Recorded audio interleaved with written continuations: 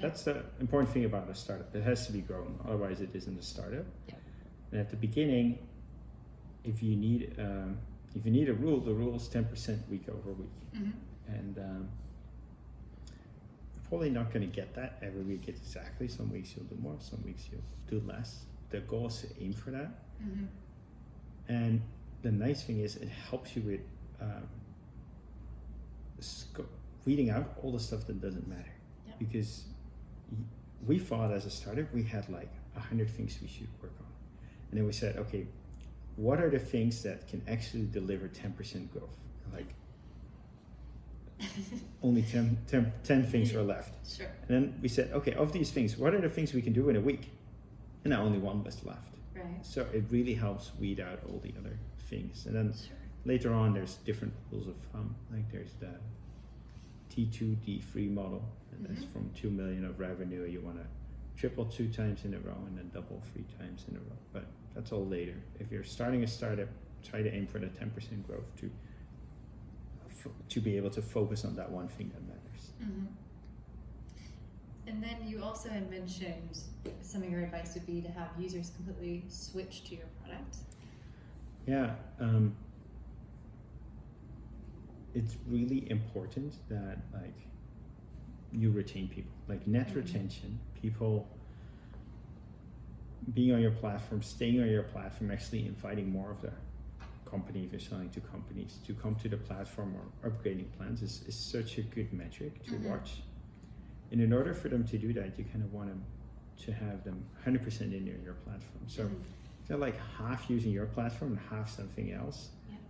Try to get them to use your whole platform because they're much more likely to stick around, and you'll learn a bunch about what you're missing in relation, like why these other people don't want to move. So if you have a choice between getting a new customer or getting one customer from 50% to 100%, focus your time on getting them to 100% would be my advice. That's good. That's good advice. The next thing that you suggested is to iterate and only do things that pay off in a week. Scope down. You covered that at the beginning. I covered that, Yeah. and it's easy to say, it's extremely hard to do. So at GitLab in the beginning, we had a 3-month plan, and then they told us, we had a group meeting every 2 weeks, and they told us we had to grow 20%, which is kind of 10% per week. Right? The exact percentage doesn't matter that much, but all of the other startups were growing that fast, and we're like, this is impossible. Like even with our 3-month plan, we're only going to grow like this 50%. Like, and then we started thinking about everything, like how can we ship something that at least adds value of this in less time? And I think it's one of the secrets behind GitLab of why we're making so much progress. Because if you ship something that's really, really small, you don't have to coordinate with as many people. There's a smaller chance of it getting canceled. And after you ship it, you get feedback and you get ideas for the next step. But as a human, you have this vision of where you're going. You kind of want to ship that as a complete thing. Like who wants to deliver half a painting? No one wants to do that. Right. And so it's very hard to kind of deliver work that is subpar to what you're capable of.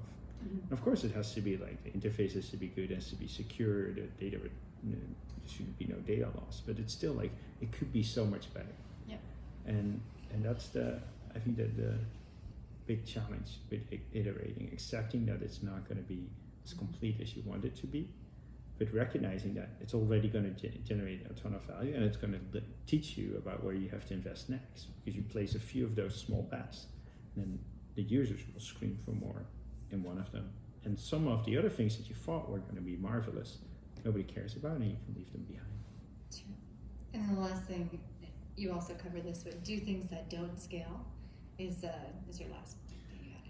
Yeah, I think you tend to self-censor a bit too much in a startup, because especially software startup founders, like you want things in software, and when you scope things down, frequently something you thought you could automate, you cannot automate.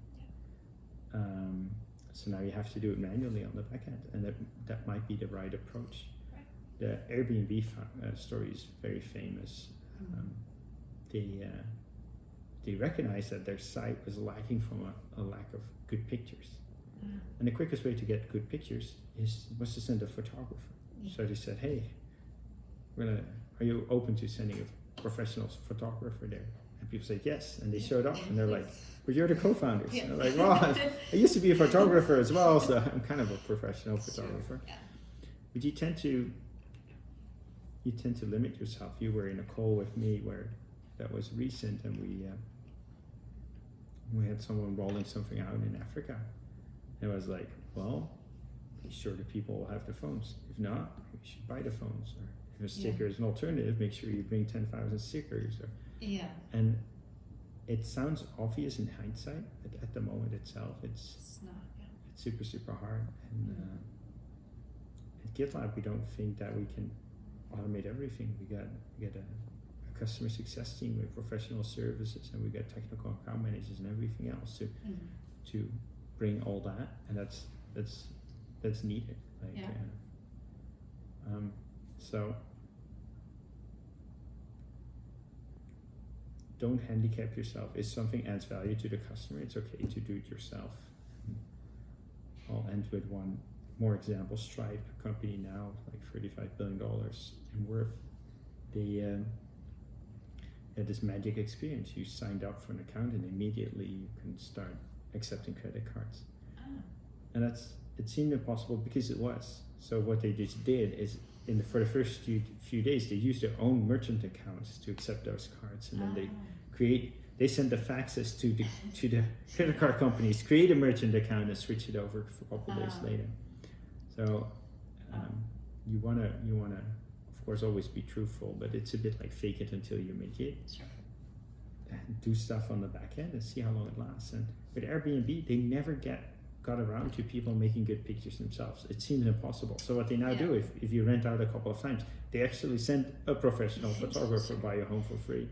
So sometimes those things that don't scale, just like the co-founders taking pictures, lead into something that is not intuitive. There's no other housing site taking great pictures, so Airbnb looks much better as a website than any other site. That's great. Cool. Thanks. Cool. Thank you.